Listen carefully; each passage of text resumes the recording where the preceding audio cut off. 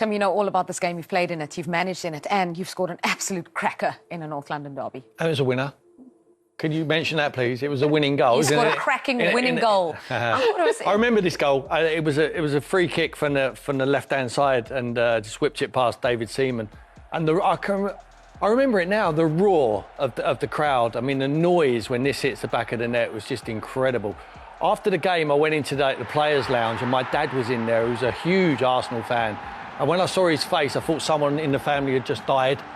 You know, he was devastated, the fact that I would do that to his team. And I was obviously very delighted. Yeah. You score in a North London derby, you get a lot of grace. You get a lot of bad games, and people say, well, don't worry, he scored in a derby. Yeah. Rachel, I think you and I were both wondering if the footage was going to be in black and white. That's great goal, Tim. What do you make of the North London derby? Because it's so electric. The atmosphere of Premier League football is electric anyway. And then you've got these two rivals that are separated by short distance. And everyone's talking about it. Everyone's hyped it up. What do you like about this game? I think it just always brings a lot of action. I think when you're a player and I can't relate to this specific derby, but have played in derbies, and it's just different. It's so hard to put into words. And I think typically as well, this derby, it brings goals. There normally, I think, is a winner as well. I think the stats say there's normally a winner. So I think as fans, you look forward to that. And as a neutral as well, you hope there's lots of drama. Okay, we're going to talk specifics of this game, who's in, who's out potentially. But before we do that, let's hear from the managers. And they both say this North London derby is huge for the clubs and for the fans. How you doing, Andrew? Right? Good, Mark. Yeah. Just get the team news pretty positive, is it? So I guess internationals all came back okay. Biss is the only one that's obviously got an issue. It's not serious, but he's getting treatment today. We'll see if he can train tomorrow and make a decision there. Out of the other guys, Mickey van der Ven's all good. He's trained pretty fully through the international break, and Dom, back half of this week, sort of joined with the first team, trained today. So again, we've got training tomorrow. If they get through all right, I guess we'll be available. Richie, Will Lancashire are the only two that other two that are in rehab. You addressed it earlier in the summer, but Rodrigo Bentancur has now been charged by the FA. Potential hefty ban. Can I just get your reaction to the charge, please? Yeah, not I guess unexpected from our perspective. We kind of knew that it's something that the league would look at, and it's kind of, we need to let the process sort of play out now. And Rodrigo's well aware of the ramifications of any outcome from the panel, but we'll just wait and see what they come out with. Special game Sunday. I was listening to you a few weeks ago talking about potential new cycles here, and Mikel Arteta probably went through a similar one. Do you see similarities with what he's building there to what you're trying to do at Tottenham Hotspur? It's hard to say, because I guess every sort of situation is kind of unique in itself, because they're different clubs and I guess different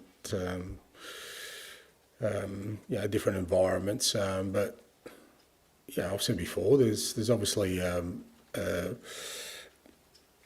way to sort of build a team and a club and sort of go in a certain direction, and that always, for the most part, takes time. It's about finding the right people in the key positions, and all those things are club decisions, and as you go along, I guess clubs decide whether they want to continue down that road or not. The results aren't always there immediately, which is not surprising in this league, but I think for the most part, clubs that have sort of stuck to a certain direction because they believe they're heading in the right way, eventually sort of get to a place where their team is competitive for a sustained period of time.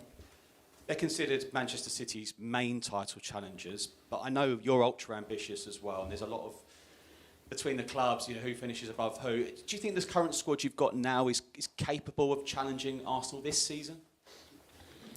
Well, not specifically Arsenal, but we want to be a club that can challenge everyone. So, that's what we're trying to aim to become. And to do that, you've got to perform at a certain level on a consistent basis. You've got to have a squad strong enough to do that, to withstand the challenges that inevitably come during the course of a season. But you know, we've started the season fairly solidly from a performance perspective. Obviously, the results haven't reflected that, but I think we're in a good place to really, you know, push on from last year and improve in all areas of our game. And if we do that, I mean, we got close to challenging last year. There's no reason why we can't this year.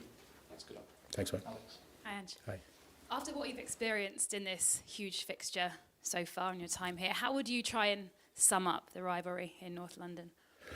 Yeah, I guess everyone, you know, every sort of derby involves a bit different. Obviously, this one, yeah, you can tell that it's fairly intense between the two clubs. Obviously, geographically, sort of situated in the same part of town. You know, they're trying to defend the same turf, and there's always a little bit of an edge. I thought both games last year were, you know, very entertaining. You know, I thought we played well at their place and really matched it with them, and you know, could have even won on the day. Here, we kind of at our place, we got blown away in the first half. Sort of tried to make game of it in the second half. So plenty of goals and exciting, and we know what it means to our supporters and what it means to the club. But like I said, for us, what's really important is we've got to go out there and perform. You know, we've got to play our football, play well, because irrespective of the rivalry, they're a top side. So you need to do that.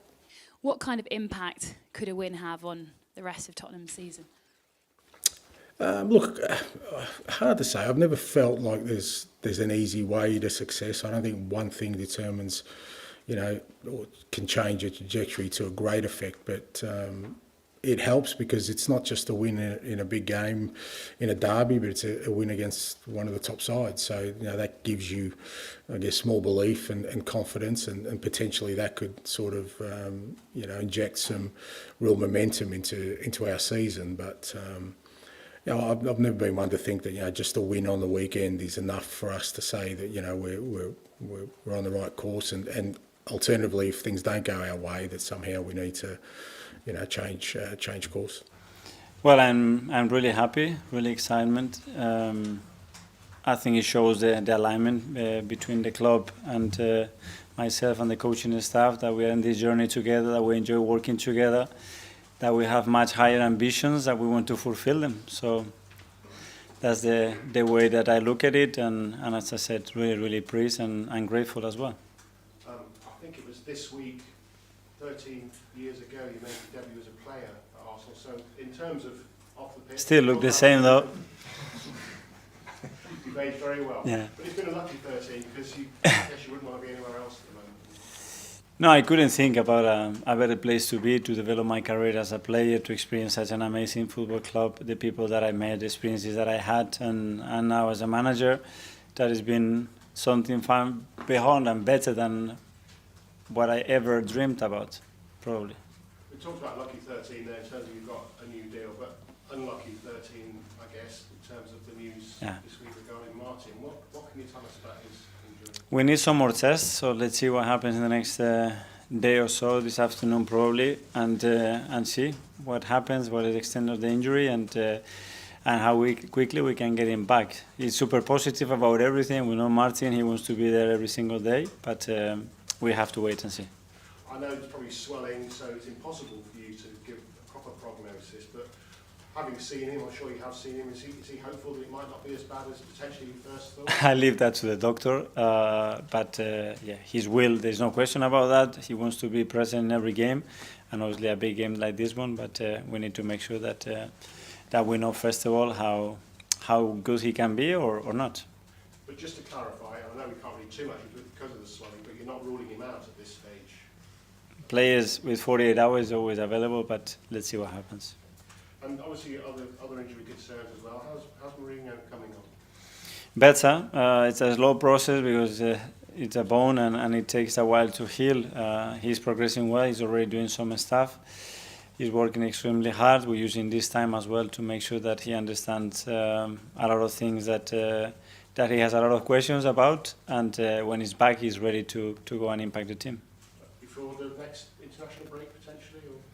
We don't know. Honestly, it's very difficult to understand the healing of the bone. I think the moment he has a lot of symptoms, you can speed it up very quickly because he hasn't lost anything else. But we have to wait and see. Better news? Gabriel Jesus is out there with the rest of the players? Gabi was out. He's got another session tomorrow if everything goes well, he will be ready to be selected in the squad, which is great news for us. And I think I've not mentioned Fiore yet. Yeah. Any news on him? Yeah, it's another one that we have to wait another day or so. Yeah. All right. And what about Raheem? Obviously, he's had a chance to train with you a little while now. Would it be too early to give him a start on this? He looks great. First of all, because he's got a big smile on his face, a lot of energy. He's at it, and he wants to prove a point. And when someone's got that in his belly, you sense it straight away. And obviously, I don't need to discover anything about his quality and what he can bring to the team. So that's a yes then. Yeah. And just a final thought: for the first time ever, Arsenal won't be wearing their red and white in the North London derby. I know it's nothing to do with the club, nothing to do with Spurs, but do you think that matters? Well, it's not ideal. We wanted to play with our home kit and our colours, but it's not our decision, and we will adapt. We did it against Villa, we won, so hopefully you're going to bring very good luck as well. Thank you. George, what do you think? Mikel, just on Raheem, when you say he wants a proof point, what's he been like in these last 2 weeks, and basically what's just going through his head about what he wants to achieve with you at Arsenal? Well, what I see is hunger. He's a player that wants to play every minute of every game. When it's not the case, he's not happy. He loves football. He's what he likes doing every single day, and I see that. And his commitment, the level of energy that he's bringing to the team, and the quality is a big boost. You can feel it on the players as well. When he's walking through the door, we are better with him, and he's going to make us better. He had a great run of goal scoring at Man City when you was there. Every season it seemed to go up. Can you both unlock that again, and how you see him play in your team? Because he had a knack of being in the right place at the right time with his goal scoring. And he has this ability, and obviously the credit to that is his and the player that he's got around him. And you need that when you're one of the front players, certainly. He has that intuition, that will, and the ability to do that, and I'm sure he's going to impact the team. Just going back to your contract, when you first joined Arsenal, it was a very different club to the one now. So just how's it evolving in the way you want it to, and what's next for Arsenal? You need to make the next step in winning major trophies. Yeah. Well, in the way that I think we all wanted, because we wanted a very different club. And we are in the right direction. We have made some huge steps, and we have a lot still to make. And you sense that hunger from ownership to the board to all the players and staff here, and this is the aim and the objective. And is there any club or country you would have left Arsenal for, or you were so settled on just No. This is the emotional attachment that I have, that my family has, my kids have, the experience that I have, and the involvement with the people is too strong. Okay, so we saw footage of Martin Odegaard getting onto a plane after that Norway game, after that horrible ankle injury. He was in a boot, probably a protective boot. And I think everyone around the world is saying he's going to be out for 3 weeks at least, because the Norway doctor said that. But you both seem to think differently. You say, I thought maybe mind games from Arteta, but you think he could play. I think it's wrong to read into anything with a boot, because precautionary measures are always taken by physios now. They don't know until they have the ankle scan the day after, or when the swelling goes down. They don't know what the damage is. So it could be a sprain. If it's a sprain, you have to give him every opportunity to be fit. And that includes the 24 hours, 48 hours up to the game. I wouldn't rule him out. I really wouldn't. If he's damaged his ligaments, it's a different matter. Then he's going to... I played with damaged ligaments. But I would always ask the physio, I'd say, they're the experts. I would say, am I going to get worse? Am I going to miss 5, 6 play in one game? If they said no, I would get on with it, take some painkillers and play. It's up to the individual, and hopefully for Arsenal's sake, he will be fit. Rachel, would you play in that situation? Yeah, I mean, if there's any chance at all, I've probably got a habit of being a bit stubborn. I would really push to try and be available. I think the fact they're missing Rice, I think there's more likelihood they're going to be trying to do absolutely everything that they might otherwise take, less risk in a different game or when other players are available. Knowing his character, captain, I think he's going to, if there's any possibility, I think he's going to want to at least try. And, there'll be the images, and depending how bad it is and how he feels, because some players don't like to play in any pain. Yeah. You have other players who will play through it. So I would say there's a very good chance he could be in that But start. Rach, you know what it's like? It's the biggest game of the season. I mean, for me, from being from that area, when I went there as a player, I used to look and say, when are we playing Arsenal? Yeah. When I went to Tottenham as a manager, when's the Arsenal game? You look for it. And I think these boys, especially Odegaard, like Rachel said, with the armband on now, it means a lot for him. He does not want to miss this game. You know, it could be one of two. It could be more. They could draw each other in the cup competitions. But he will not want to miss it. So he'll give himself every chance to play. Yeah, I think especially after Arsenal dropped points against Brighton. Let's remind you of those goals. Kai Havertz scored the opener for Arsenal. He's someone who's talked about moving into the midfield potentially if they need to reshuffle things in a big way there. What do you think about Arteta's plan B if he doesn't have Odegaard, because already he doesn't have Rice? Yeah, I'm not sure that would be what I would immediately do. I think Havertz gets a bit of a tough gig, really. Just a lot of people, I don't think, give him as much credit. I don't know if it's because his demeanour, he's always very straight-faced. You don't see too much emotion, but I like him in the 9. I think he carries a lot of threat. I think he's had consistent in that position. I would keep him there. I think they've got other options. You know, they might look at Trossard almost coming in. I know he normally plays off the side, but he could be almost a good fill-in in that sort of central position as well. So I think they've other options. Yeah, and this was the 1-1 goal. We just 1-1 game. We showed you the goal there from João Pedro as well. And you said definitely red card for Rice. You already gave us your opinion on that. Let's talk about Raheem Sterling then, because potentially a debut. Would you start him? I would start him, yeah. I would drop Havertz back into, depending on whether Odegaard's fit. Obviously, we know Declan's going to be missing. I think he's flexible enough, and I think he's got the quality to play in a deeper role. I'll drop him back. I think they have options in there. But certainly I would play Raheem. I think he's a big game player, and Pedro Porro plays right back. He likes to play in the offensive areas of the field. I think if they're brave enough, Arsenal, and Mikel gets his tactics right, he leaves Sterling high and wide and lets him get the ball, I think he could hurt Tottenham. But going the other way, Pedro Porro, Raheem will not want to be running back with him. So it's a tactical battle what the managers have got to sort out. We know exactly how Tottenham are going to play. I love the way they want to play. Ange Postecoglou want to play on the front foot. He will go for the jugular, 100%. He will not worry about Arsenal. And Mikel will have to have a little think now. Whereas before, he would have picked his side picks itself almost, and then he just goes out. But with the 2 injuries, if Odegaard's missing, I think it really makes it level. I think it's a 50-50 game, I really do. But it'd be a high-scoring game for sure. Yeah, it was 5 goals in this fixture last time. And as you mentioned, just Arteta with his absentees, we were hearing from Ange Postecoglou today that he might be boosted. The 2 players who were in doubt in Solanke and Mickey van der Ven available. Yeah, and I think Mickey van der Ven for me is especially important. I think he has that pace that people talk about that you'll need because the dynamic nature of the Arsenal attack, you've got to have mobile players. This is him here going the other direction. You see him just driving forward. Very capable player with the ball at his feet. Nice little slide ball here. And a really good finish by Son from a narrow angle. And that's also what Spurs are very good at. And that'll challenge Arsenal in the same regard, because Arsenal have shown they've been very, very good for over the last year at that defensive structure that they carry. But it'll be a really good test, I think, in this game.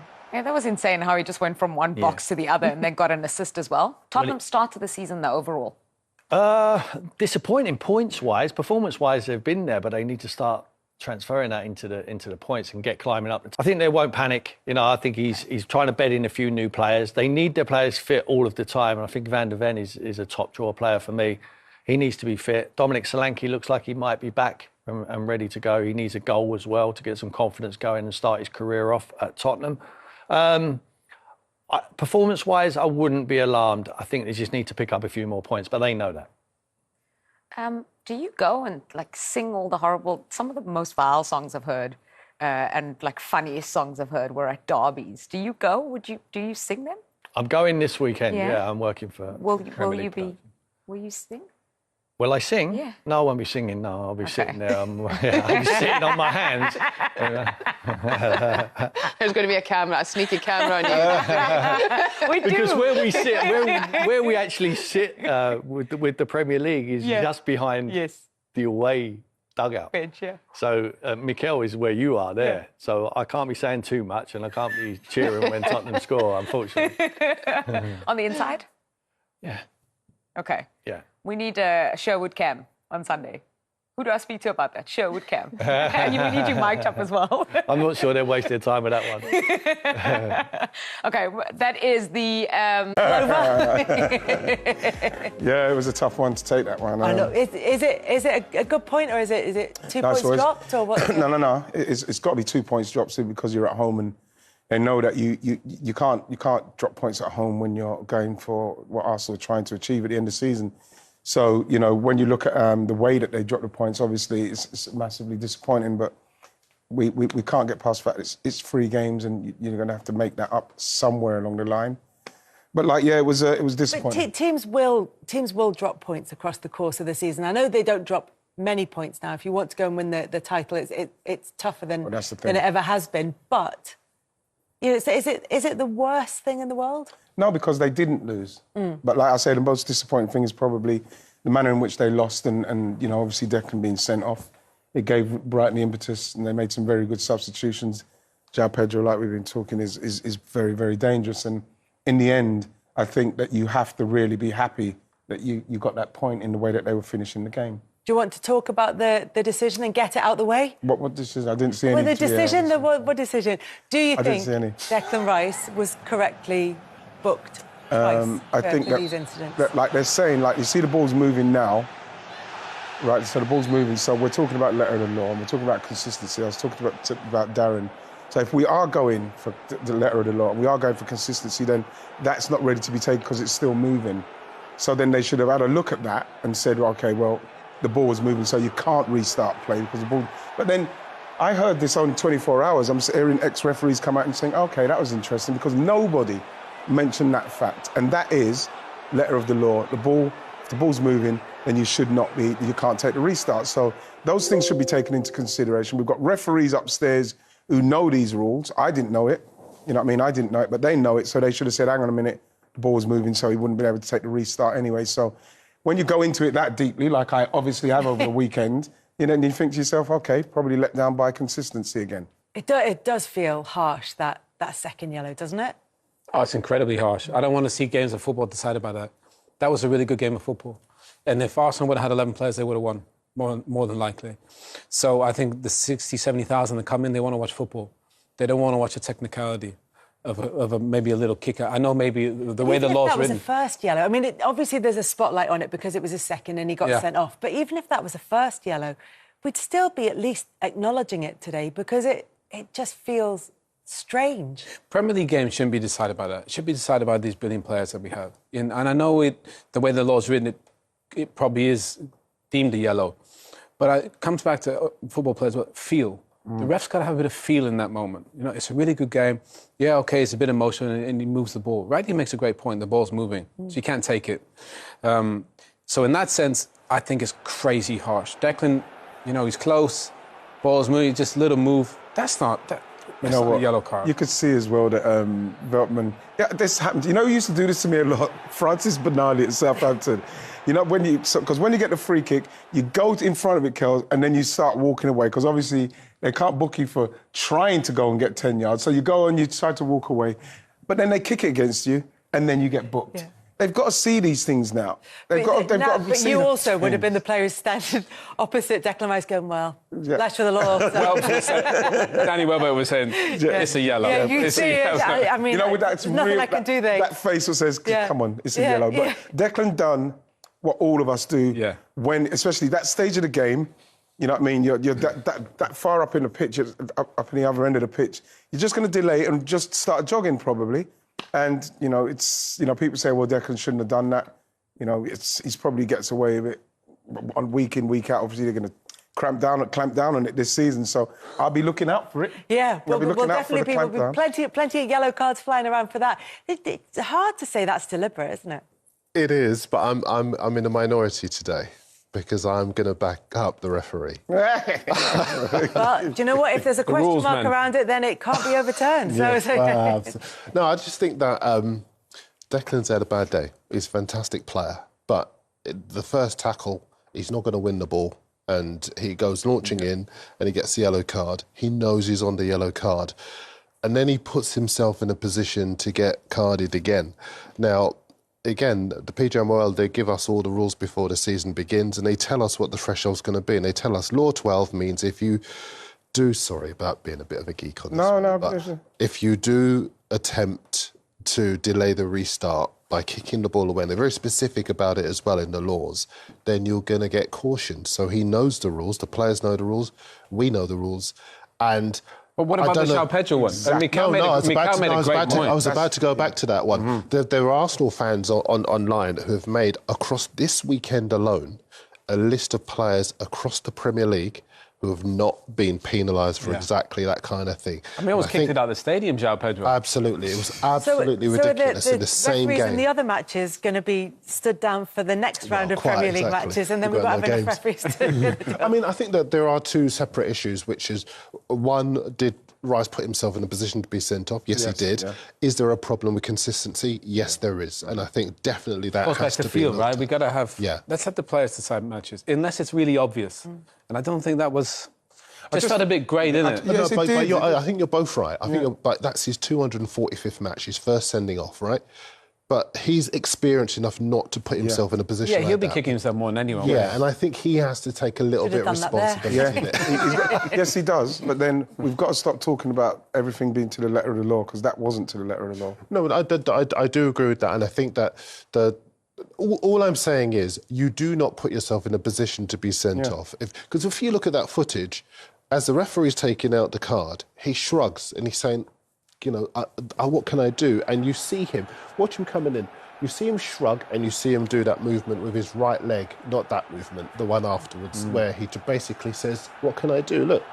You know what he can do? I'll tell you what can do. Danny Welbeck is funny there, though. But what he can do is, because like the ball is dead, so they can be checking upstairs because they can see it, and he can say, well, actually, if we're doing to the letter of the law, the ball's moving. Yeah. That's what they can do there. Yeah. Now, I'm not exonerating Declan, but that's what they can do. So, and all of those. So maybe I said there are two. You guys are good lawyers, by the way. I believe you both. I just like to believe. I'm convincing the jury. Maybe it's not two things. Maybe it's the three things in terms of consistency, because there are cases where referees will let the free kick go if the ball is rolling. Yeah. There are cases where it's not. But I just feel that he's such a good player, he could take responsibility. You know, and the thing we keep saying the ball hadn't stopped, so they couldn't take the free kick anyway. You can get booked for kicking the ball away, even if they haven't set the ball up for the free kick. Yeah, but like that was a restart, though, wasn't it? Kelly was saying. But it hadn't restarted. No, this is what I'm saying. Yeah, because they couldn't restart because the ball's moving. So. But that. But I'm not going to bend. I'm not going to back down on that one. He's done his research. He knows. Every time you mention it, I keep thinking, I'm not following this logic at all. Look, what have you made of Arsenal then? We're three games in, and look, it's 2 dropped points. They will drop points across the course of the season. Ideally, it doesn't happen at this stage. But what have you seen from them this time? Well, I've seen that the game plan in the way they're playing from the back through the midfield, getting to Saka, getting chances, Kai Havertz coming in, Trossard cutting in.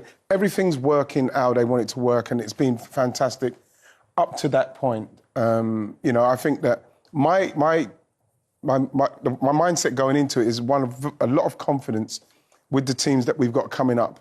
I thought we'd win all the games up to Tottenham, and then it's the derby, so you see how that goes. But then that one was a bit of a surprise to me, simply because, even though Brighton did get the point, it was a game I went into, not saying, we're going to beat them, but saying the way we're playing, we should beat them at home, and we know that we have to be Arsenal winning home games.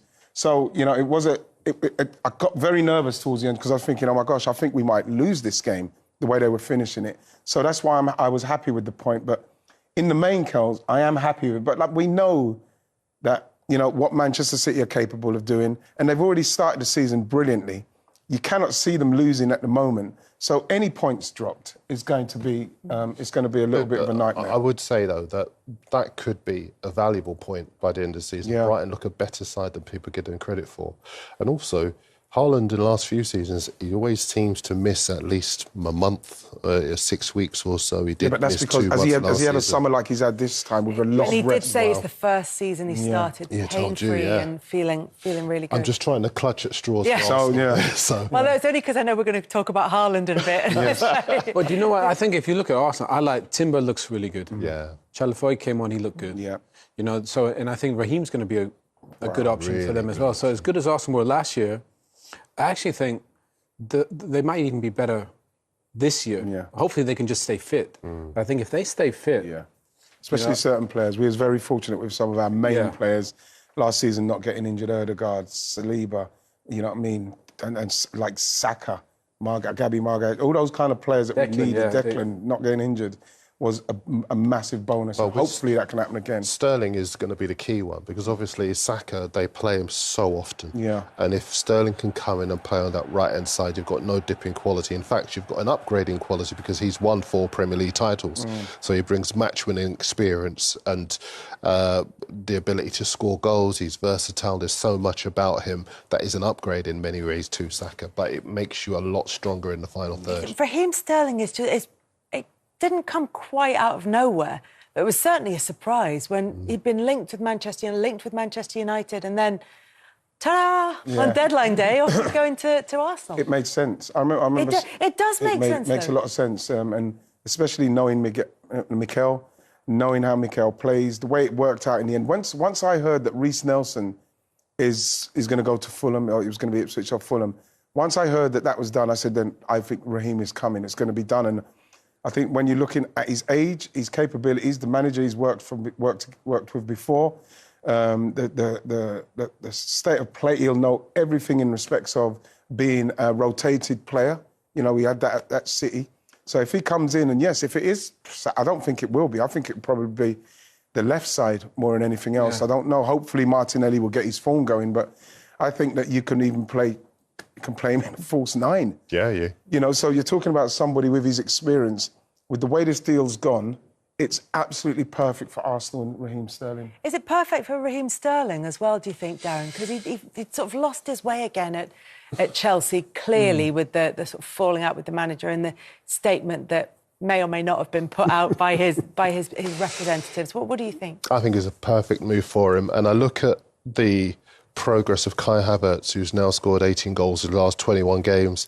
I look at Jorginho, who helped challenge for the title in the last couple of seasons as well. Both of them were players that Chelsea thought were no longer good enough to play for them. They've gone to a settled side under a manager with a plan, a club that's progressing, a dressing room that's settled, and they look terrific players. We knew they were anyway. Sterling is too, and he wants, I understand, he wants to get back into the England squad for the World Cup, so I know he's going to be driven to succeed as well. I think this could be another terrific signing for us. Family, I know, uprooting of the family and that, Kells.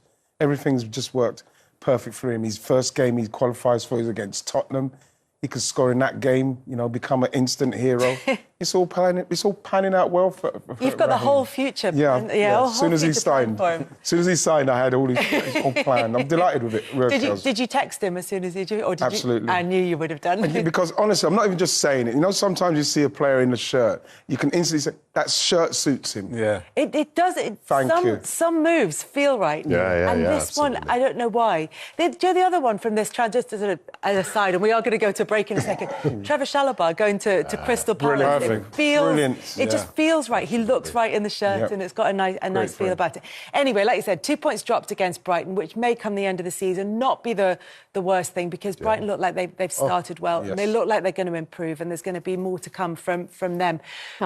Oh, good to see everyone. Honestly, I mean, Carl teed it up there. North London derby. Talk to me about this. Why don't you talk to us about this? 9 goals last season. I mean, it's never not going to get action. The North London derby is a beautiful moment for an Arsenal fan, considering the most recent times. We've walloped Tottenham. Yeah. I was just going to say, Liv, I'm glad that Io's in the studio and you can't hide behind something I know. down the line. I mean, we're looking. It's a great game for a neutral. It's a derby game of all the derby games that's finally poised as ever. Are you nervous? I am a bit nervous. I mean, obviously, we're losing 2 key players. Odegaard, Declan Rice. That is massive. I would say 2 of your 4. When I think of Arsenal, Saliba, Saka, Rice and Odegaard are your 4 best players. Yeah. To not have 2 of them in a game that you already don't really know where it's going to go, even when both teams are fully fit, because even though your squad is better than theirs and your first team is better than theirs, in the North London derby, we know genuinely anything can happen. And Io, just to add a little bit more doom to that, Go on, I always feel after the international break, that the ground gets levelled a little bit. We don't quite know what's going to happen.